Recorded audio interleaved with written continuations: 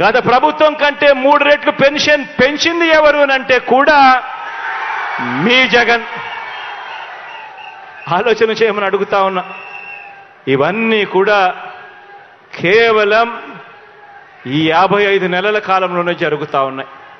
ఇవన్నీ కూడా ఎందుకు చెప్పాల్సి వస్తూ ఉంది అంటే ఆలోచన చేయమని చెప్పి మిమ్మల్ని అందరినీ కోరడానికి చెప్పవలసి వస్తూ ఉంది.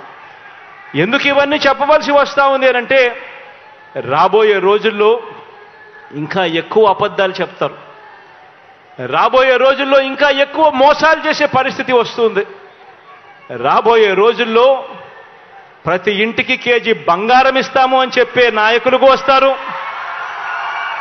రాబోయే రోజుల్లో ప్రతి ఇంటికి ఒక బెంజ్ కార్ ఇస్తామని చెప్పే నాయకులు కూడా మీ ఇంటి దగ్గరికి వస్తారు. రాబోయే రోజుల్లో కుట్రలు ఎక్కువ జరుగుతాయి, కుతంత్రాలు ఎక్కువ జరుగుతాయి, కుటుంబాలను అడ్డగోలుగా చీల్చే కార్యక్రమాలు కూడా జరుగుతాయి.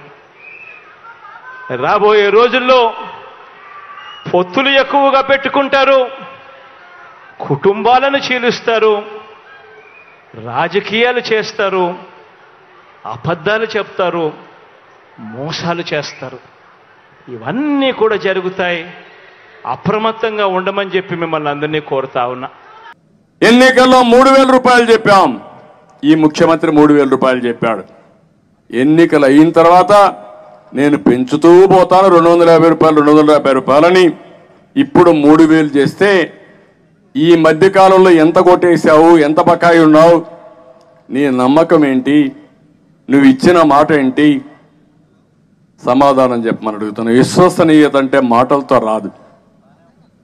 ఏదైనా అదే మాదిరిగా ఉంది. ఇక్కడ పార్టీలు ఉన్నారు కాబట్టి నేను మాట్లాడదలుచుకోలేదు, కానీ రాష్ట్ర భవిష్యత్తు కోసం నేను మాట్లాడుతున్నా, ఆవేదనతో మాట్లాడుతున్నా, చాలా బాధతో నేను మాట్లాడుతున్నా. మాట్లాడితే అందరినీ విమర్శించడం, అన్ని రాజకీయ పార్టీలను విమర్శించడం ఒక అలవాటుగా పెట్టుకున్నాడు. చెప్పేటి అన్ని అబద్ధాలు. వాళ్ళ ఇంట్లో మనం చిచ్చుపెట్టామంట. వాళ్ళ ఇంట్లో మనం చిచ్చుపెట్టడం ఏంటి? మీ ఇంట్లో మీరు చిచ్చు పెట్టుకొని మా మీద పడతారేంటి? నువ్వు ఆ రోజు సమాధానం చెప్పు. జగనన్న వదిన బాణం అని అప్పుడు షర్మిల గారు రాష్ట్రం అంతా తిరిగారు. ఇప్పుడు రివర్స్లో తిరుగుతున్నారు. అది మీ కుటుంబ వ్యవహారం. మీ తల్లి మీ చెల్లెలు మీరు చూసుకోవాలి, మాకేం సంబంధం? అంటే ఏదో ఒక విధంగా వేరే వాళ్ళ పైన బురద జల్లేసి రాజకీయం చేయాలని రాజకీయం కాదని చెప్పి నేను మీకు తెలియజేస్తున్నా. ఎందుకు మాట్లాడానంటే ఈ విషయాలు కూడా నేను మాట్లాడేవాడిని కాదు.